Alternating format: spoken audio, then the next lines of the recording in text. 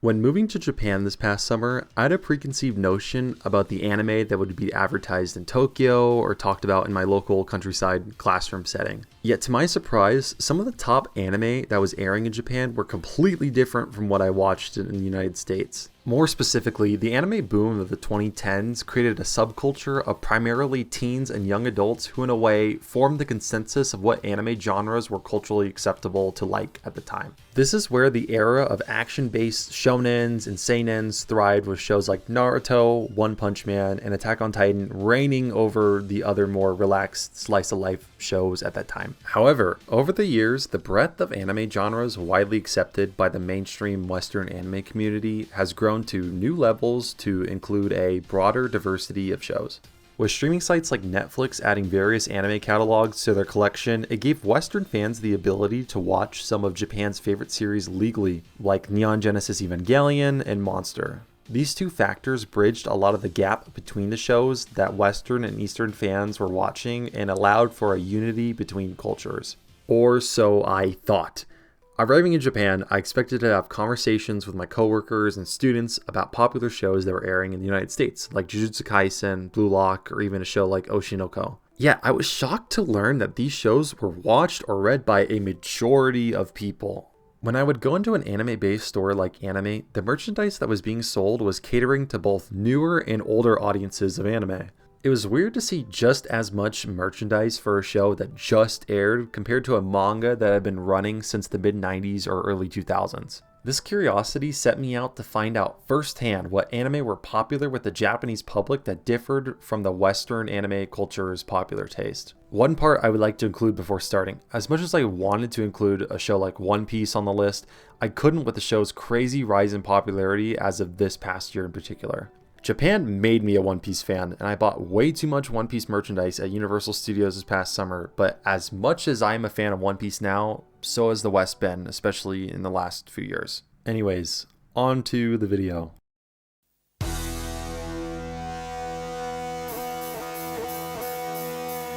In my apartment in the Japanese countryside, I had only 10 television stations on my small Japanese TV. Yet it felt like 2 or 3 times a week I was seeing the iconic slam dunk intro of the Kamakura Beach on my TV screen. What really made this interesting was how old the anime was compared to the time it was still being shown on television. Even Slam Dunk's manga sales for 2023 are insane, as it is currently the number 6 most sold manga for this year, beating out manga like My Hero Academia and Tokyo Revengers. With Slam Dunk's manga inception being in the fall of 1990, the show came out only a few years later in 1993. Slam Dunk is one of Japan's most successful sports manga that follows Sakuragi Hanamichi and the Shohoku High School's basketball team as they compete against various high school basketball teams across Japan.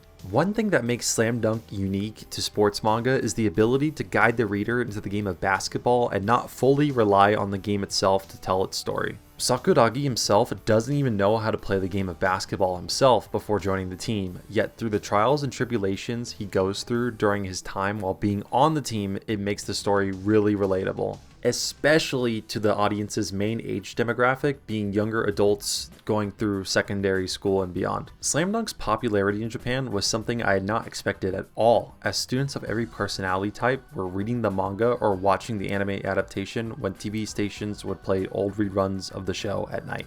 Coincidentally, I had a lot of my students ask if I had watched the show because of my love of basketball in America. Talking with members of the basketball team, Slam Dunk was a huge inspiration for them to learn how to play basketball and eventually joining the junior high school's team as well. This was even in a school nowhere near Kanagawa where the show was originally created, yet it still had such a pull on the student body. So why did Slam Dunk flop for some Western audiences, mainly in the United States? While the dub was actually never finished, with several dubbing studios failing to reach the show's conclusion, with the highest episode count only reaching to 83 out of the show's 101 episodes. Slam Dunk also had to compete with other shows being dubbed at the time, mainly being other shonens including the likes of Dragon Ball Z, Yu Yu Hakusho, and even Sailor Moon. This meant that the show also never made it into Toonami's catalog, which gave a lot of US viewers their first look into anime, with a lot of these titles still being very popular today. Finally, and probably most importantly, basketball wasn't necessarily popular in Japan before Slam Dunk, and one thing its mangaka, Takahiko Inoue, does well is teaching the audience the game of basketball.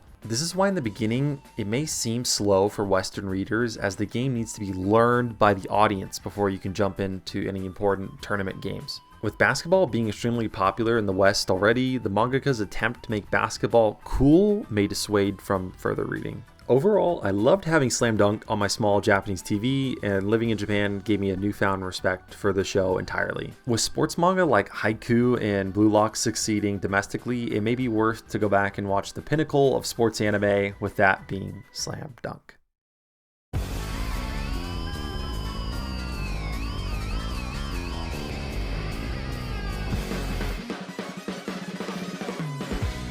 So I know what you're thinking, is Spy Family not popular in the West?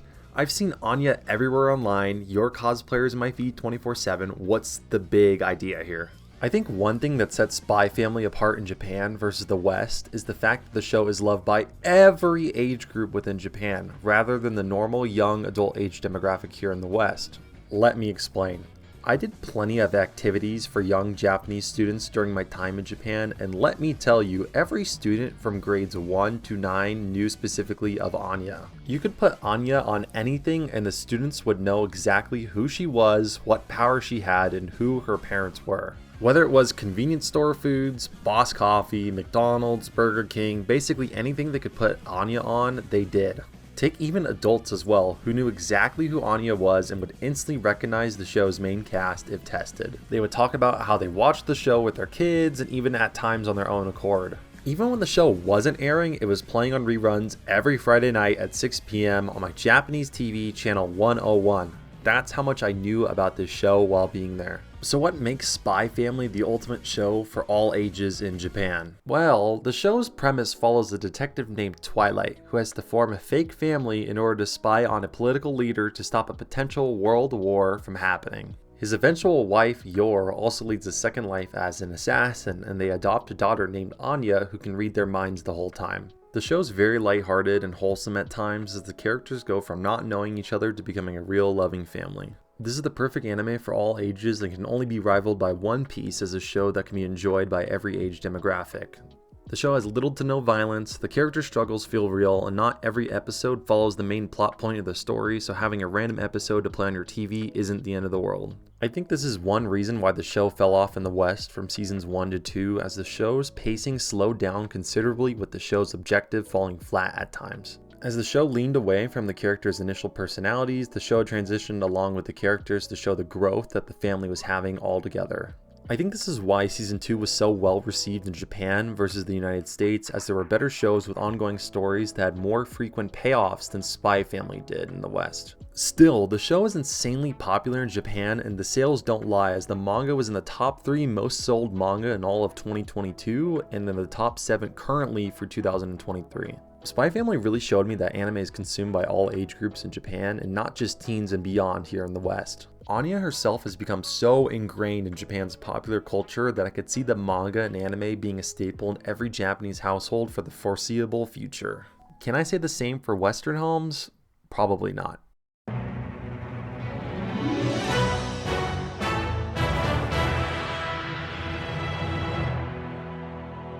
For a manga and anime I didn't even hear about in the States, Kingdom is a seinen manga / anime that is widely loved in Japan, even with the manga reaching over 100 million total copies sold in its run. Since this was a seinen manga, usually my Japanese coworkers would make mention of the manga, as the tones throughout the story aren't necessarily best for the student's age demographic. Kingdom is mentioned in the same breath as mangas like Berserk and Vagabond, and is well praised by the Japanese community since the manga's inception in 2006. The anime followed a few later in 2012, however the first season came out with a lot of backlash, specifically on the animation side of things. Yet the manga held strong, still continuing on and even being in the top 10 most selling manga of 2023. Kingdom's setting is in the Warring States period of China, where 7 states are constantly at war with each other. Xin is a boy who dreams of becoming a great general for the state of Qin.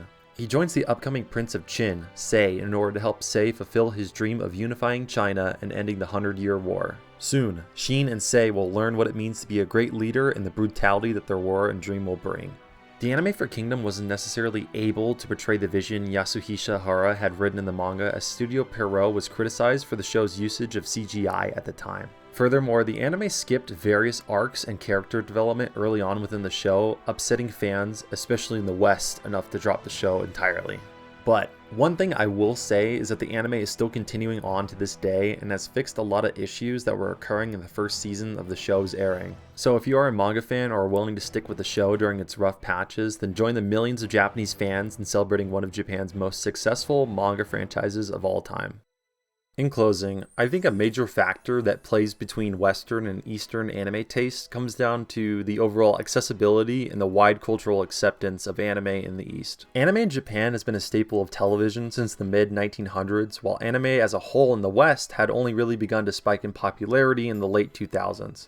This meant that the shows and manga which were successful in the late 90s had only a small chance to be brought to Western countries. I think the age demographic of the audience for anime in Japan versus the West plays a key role, as younger audiences tend to grow up on anime from previous generations in Japan, while the West only saw some of that in the 90s and the 2000s. I do, however, think this will change in time. I plan on making a part 2 of this video, as there's more anime to talk about than the ones listed in this video, so if you have an anime that you think this fits the mold of, please leave it in the comments below, and it may make it into the next video.